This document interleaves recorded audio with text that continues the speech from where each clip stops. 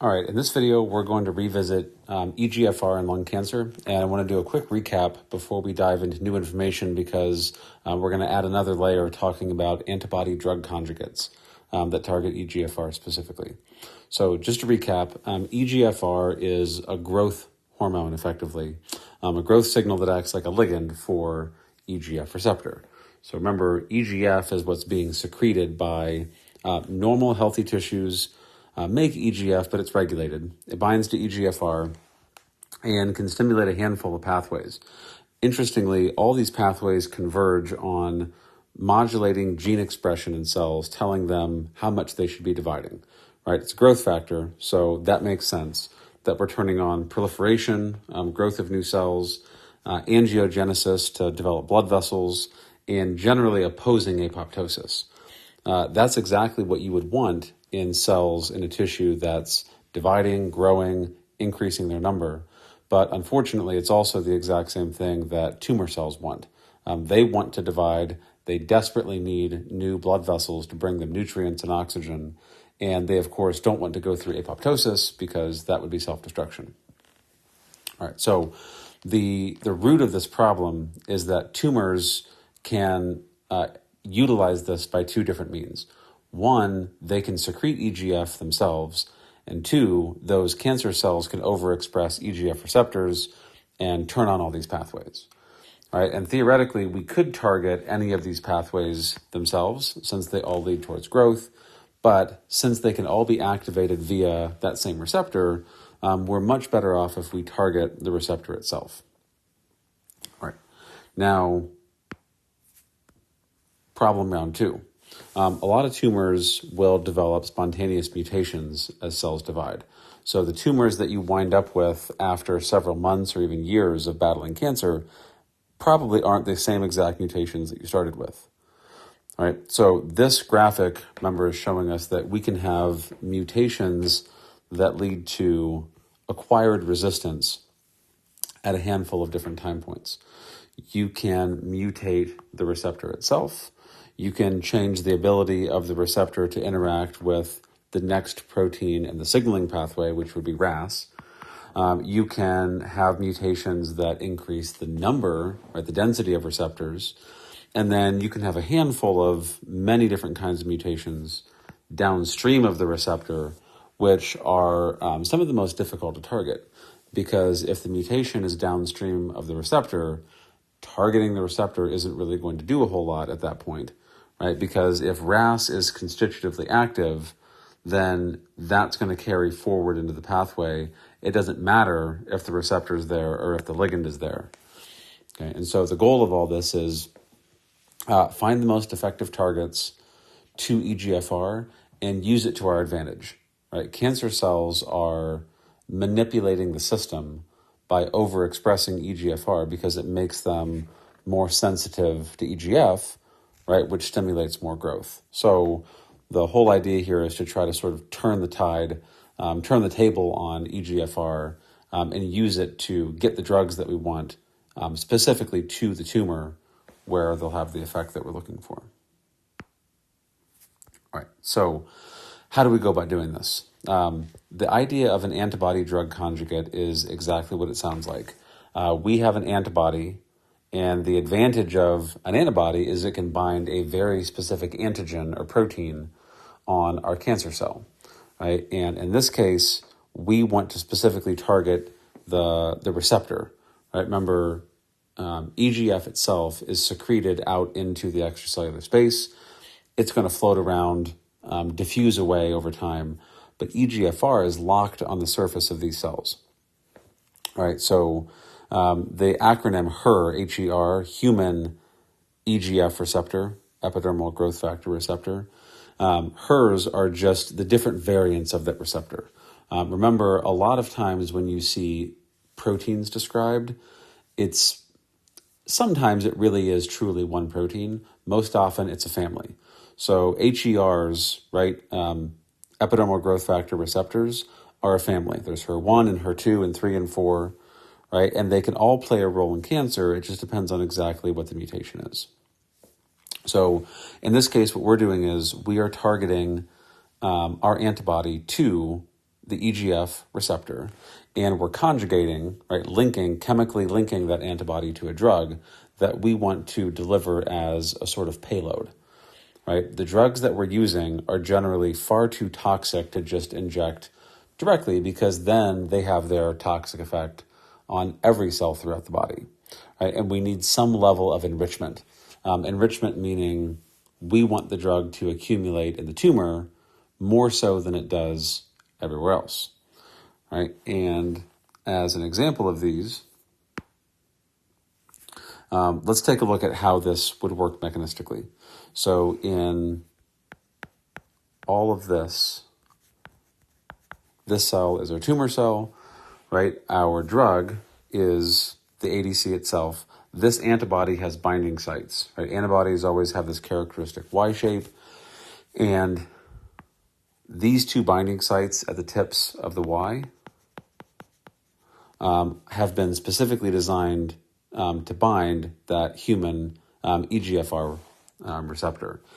And in addition to that, we've created a little linker that ties that antibody to our drug of choice, right? And this allows us to pick a drug that is far more aggressive and far more toxic to cancer cells than if you picked a drug that you just injected directly into the blood and diffused throughout the entire body, right? So what we hope is that binding of the antibody to our target receptor triggers endocytosis, right? These clathrin-coated pits. Clathrin is just a protein that surrounds vesicles that are taken in from the cell membrane. And once that happens, we hope that our antibody goes to the lysosome, which may sound counterintuitive because the lysosome is an organelle in the cell that destroys its cargo. But that's exactly what we want here. We don't really care about the antibody. So the antibody gets destroyed. The drug, which does not get destroyed because lysosomes don't have enzymes to break down this drug, is going to get released from the lysosome and go out and have its toxic effects. All right, most of the drugs that are chosen as conjugates to these antibodies do one of two things. They either disrupt microtubules, which I'm going to go into a little bit more detail on here in a minute, or they have some sort of direct action with DNA. The thing that these two mechanisms have in common is they are both absolutely critical for cell division. And since tumor cells divide at a much more rapid rate than non-tumor cells do, these drugs definitely target fast-dividing cells. The issue is normal, healthy humans do have cells in their skin and GI tract and bone marrow that are also dividing. And so if we just inject this drug directly into the blood and there's no preferential accumulation in the tumor cell, then the toxicity is going to be more than we can stand. Okay, so we've targeted our drug to the tumor cell. Tumor cell dies, and two different things can happen. One, that drug, when the cell dies, can get released and also cause cell death in surrounding target cells, right? Target cells meaning cells of the tumor that we actually want to get rid of. Unfortunately, it can also cause this bystander cell death, which means that the released drug may kill other healthy cells nearby. And unfortunately, there's just no great way around that. It's an unwanted side effect of this process, and it can't really be avoided. We just hope that it's minimal. Okay, so how do these drugs have their effect? So I wanted to lay out the number of different drugs that are in either in use or in process right now. So this list is HER2 ADCs that are currently approved and on the market. This is anti-EGFR ADCs that are in clinical investigation, meaning they're somewhere in the clinical trial process but have not been fully approved. And if you notice, there are two different components here. MAB is the monoclonal antibody. All right, so anytime you see that ending MAB, that means that that is the actual antibody itself. The payload is the drug that we're delivering. All right, and we have a handful of different combinations here. I'm not going to go through all of them, but a lot of these are designed to target microtubule formation, including MMAF, MMAE, this hemisterolin. These are the drugs that are incredibly toxic to cancer cells because they prevent the polymerization of tubulin. And if you don't remember, tubulin is a protein that forms the mitotic spindle in dividing cells. Right, so this cell is dividing. We have these paired chromosomes that are stuck together.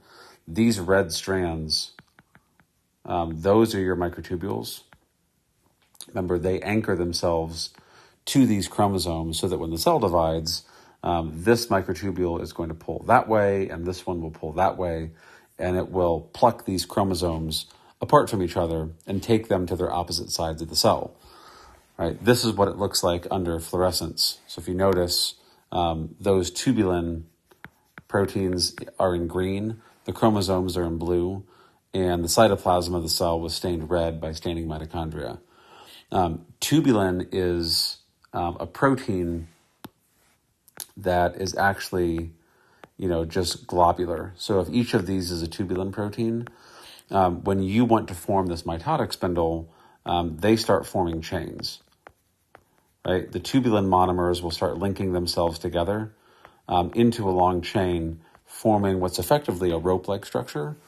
Right? So these ropes or fibrils of microtubules are physically attaching to chromosomes, and if they fall apart, cell can't divide.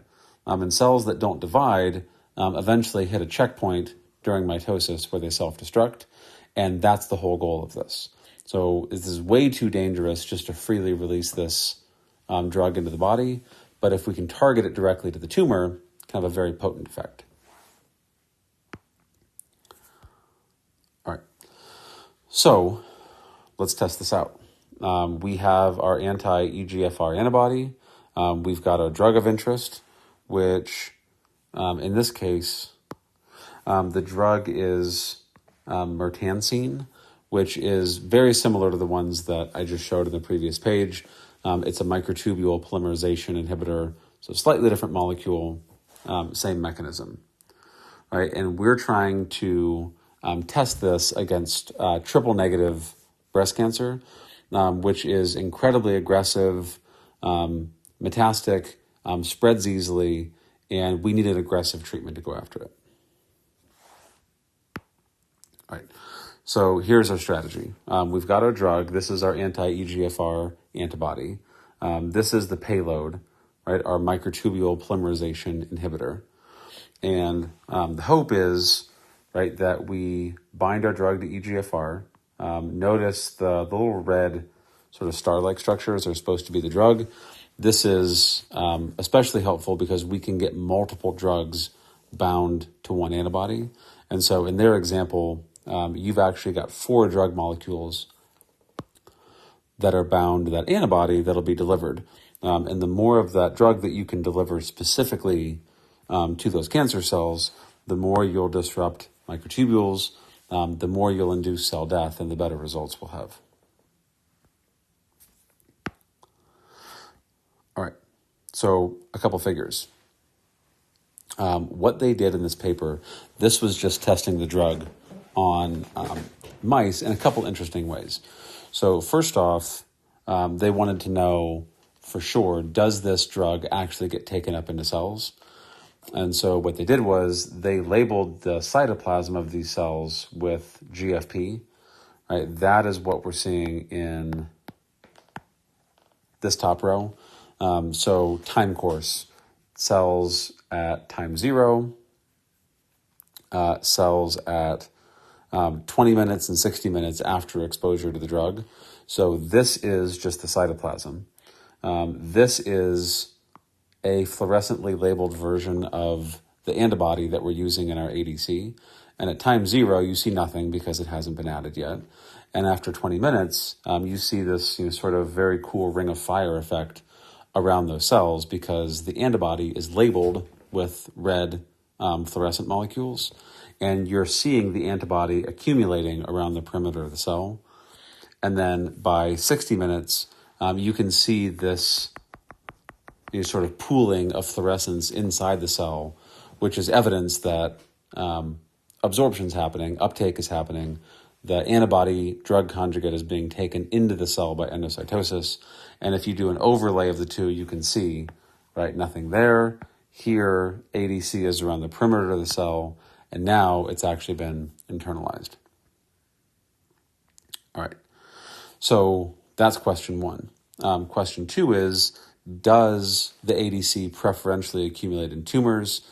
And to do that, same concept. These mice were xenografted, meaning a tumor was effectively inserted into the mouse on purpose, and then the drug was given. And they put this drug under a sensor that could detect this fluorescence in all of these different organs. And the heat map is showing you right where concentrations were the highest. And we see effectively nothing in all these other organs like hearts and lungs and spleens. And we see a very strong signal in the tumor, which indicates that it really is accumulating preferentially the way that we want it to.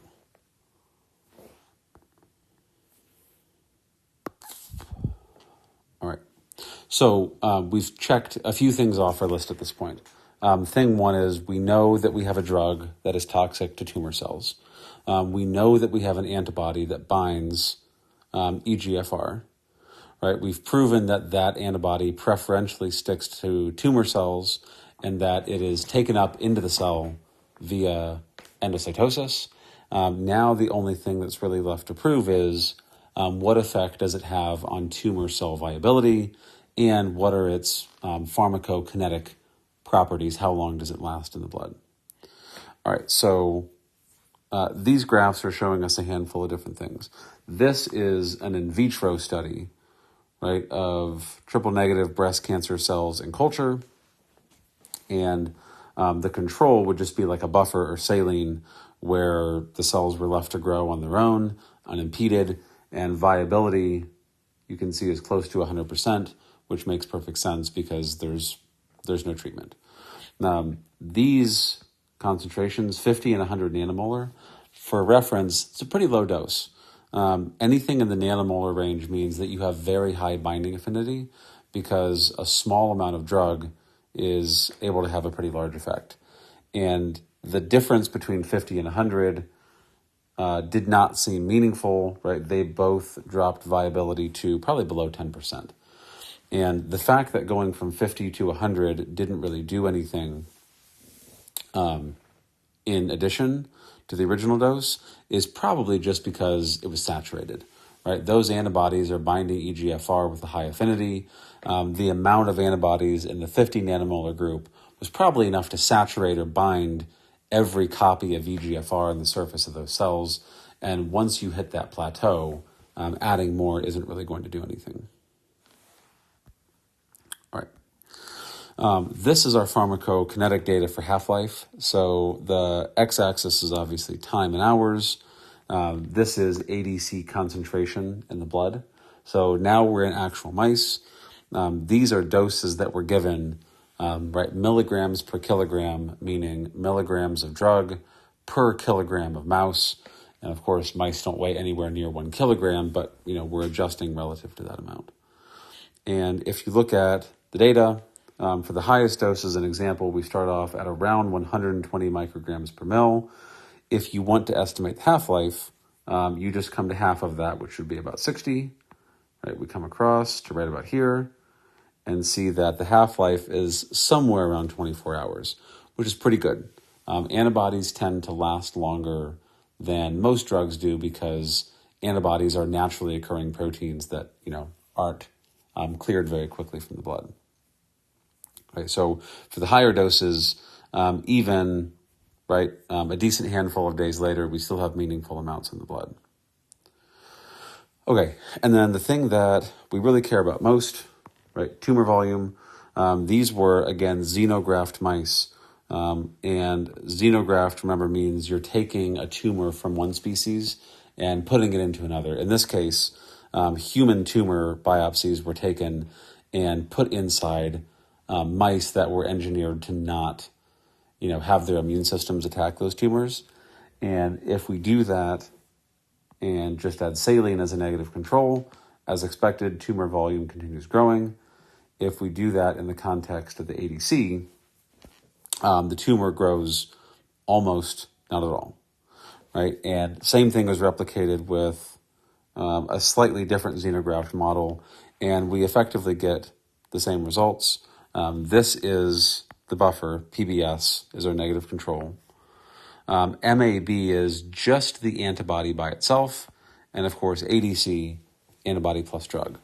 Interestingly, the monoclonal antibody by itself also has an effect, and the reason is probably that it's masking EGFR. So even though there's no drug there, if it triggers endocytosis, it's removing EGFR from the cell surface, and adding the drug just further enhances that benefit, right, and gets the tumor volume even lower. All right, as always, hope you found it interesting and look forward to discussing it even more.